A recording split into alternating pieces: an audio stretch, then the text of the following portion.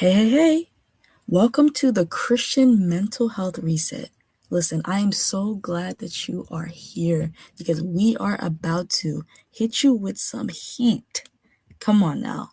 Okay, let me stop yapping and let's get started. So, today we are in week 1, module 1. So, hopefully you didn't start the workbook before you came here. So, please don't start the workbook before you come here. But if you're here, that means you didn't start the workbook. So let's get started. Week 1 is going to be talking about how to stabilize the mind. And the module 1 is going to be why you spiral and based on anxiety and faith. And listen, something I want to tell you before I go into this is that we're going to be basing this off of Saul's story in the Bible in the 1 Samuel chapter 13. So definitely look into that as you go throughout these weeks and just try to study it more and get deeper into it. Okay, let's get started. So listen, you are not failing. Listen, don't ever think that spiraling means that you have weak faith, because that is not true. Because anxiety and belief can coexist. And we're going to get into Saul's story real quick. Listen, based on 1 Samuel 13. Before this moment, Saul had already been chosen and anointed as Israel's first king. The nation had asked for a king out of fear of surrounding enemies. And Saul began his leadership with humility, but also insecurity. In 1 Samuel 13, Israel was under threat from the Philistines, who had a larger and better equipped army. Samuel had instructed Saul to wait 7 days at Gilgal for him to arrive and to offer the sacrifice before battle. Listen, this sacrifice was supposed to give them favor from God in order for them to win in the battle. And listen, this instruction was a test of trust and obedience, because as the days passed and the pressure increased, Saul watched his army shrink and his authority felt fragile. The external threat exposed his internal instability, setting the stage for a fear-based decision. Now, let me get into this. When Saul was waiting on Samuel, who was ordained to do the sacrifice in order to gain God's favor. But Samuel didn't come in time. But listen, God's timing always prevails. But listen, Samuel didn't come in time, so Saul was like, you know what? The army's getting fast, they're getting heated. Let me just try to do this myself. And listen, he basically was spiraling because he saw how fast the army was coming at him, and he started to fear it. And then he went into disobedience because he was not ordained to make the sacrifice. And listen, right after he makes the sacrifice, Samuel comes. And he's like, bro, what are you doing? Like, you're not supposed to be doing this. Let's get started into the next slide. So this is what I want to show you. This is the fear spiral pattern based on 1 Samuel 13. The trigger. The Philistines gathered for battle. His army began to scatter, and Samuel had not arrived yet, like I said before. And this is the thought that he had. If I wait, everything will fall apart. God is not showing up fast enough. Now, how much times have we felt the same way? How much times have we felt the same way, and in turn our emotions cause us to fear and have pressure and panic, just like Saul? And then let's go into the urgency part. This is where your thoughts try to fix themselves. I have to fix this now.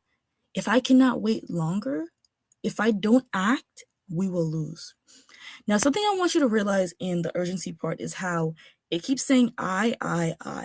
I have to fix this. I cannot wait any longer if I don't act. The thing is, when it comes to spiraling, we need to remove ourselves from the situation, because it's not us that's going to fix the situation. Especially one of the fruits of the Spirit is patience. When we practice patience when it comes to situations that we're in where we feel like we need to fix it, patience will cause us to rely more on God than we rely on ourselves.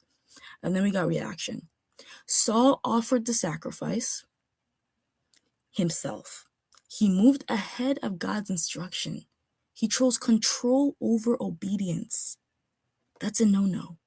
That is a big no-no. Because let me tell you, how much times have our reactions from a spiral caused us to come out of obedience with God?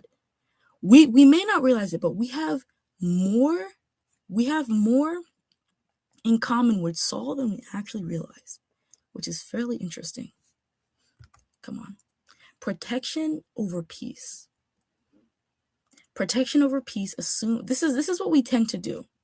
When your brain tries to feel safe in a hectic situation, it finds ways to relieve the worry. In turn, how Saul's action after he was worrying was to relieve his anxiety by doing the sacrifice himself. He didn't think about the consequences until after he did the sacrifice, because when you go with anxiety and urgency, you just jump right into the next thing, which is reaction. And when you don't give yourself a pause before you do something, that's why you got to think before you act. When you don't give yourself a pause, it causes you to do things without you even thinking. Think before you act. And then this is where faith gets tangled. Okay, this is the truth and the lie. Okay, let me start with a lie first. If I trusted God more, I wouldn't feel this. When you feel like you are spiraling because you don't trust God enough, that's not true.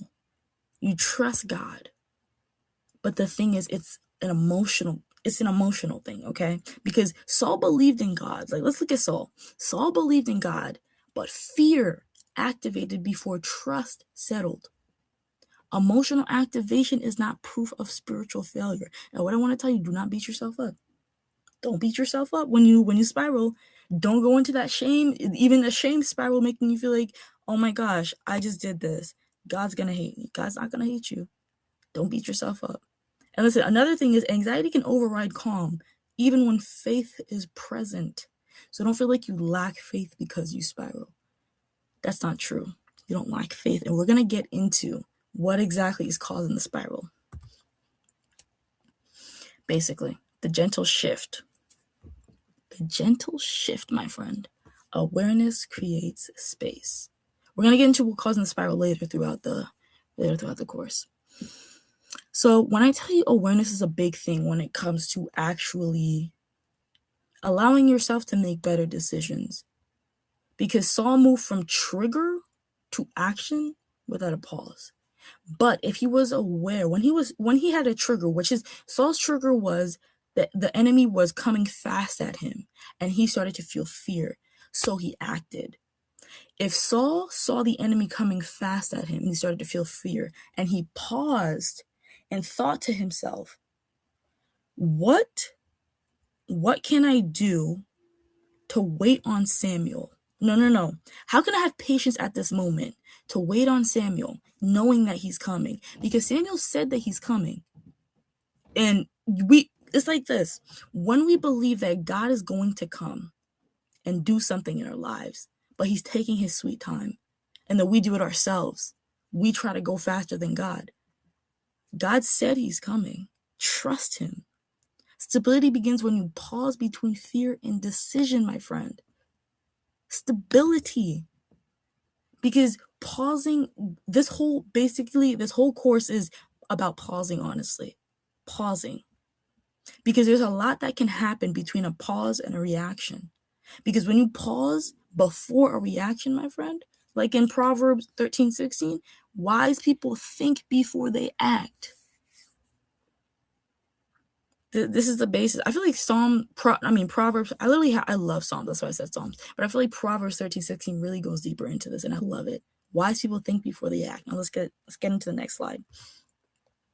This is what I want you to do before you get into the workbook. This is the last slide for week 1, module 1. What triggers you most? I want you to answer these questions. What triggers you most? Another question I want you to ask yourself. What do I fear in that moment? Another question, when do I move fast to feel safe? And something I want to end with is, when it comes to being in a certain situation where you feel like you lost control, even when you surrender something to God, but he's not moving fast enough, we need to remember that just because he's not moving fast enough doesn't mean that he's not going to move. Because God's timing is better than our timing. What we think we need at the moment is not exactly what we need at the moment, because we might not be able to sustain what God's going to bless us with. So never feel fear when it comes to God not moving fast enough, because let me talk about something real quick. A trigger that I feel like most Christians feel is when God is delaying, we feel like it's abandonment. Because listen, God does not abandon us. But there is a waiting season. But that waiting season, it's hard. But when you wait on the Lord, it actually builds your obedience. So let me stop yapping and you can get into the workbook. I'll see you guys on the next module, module 2. See ya.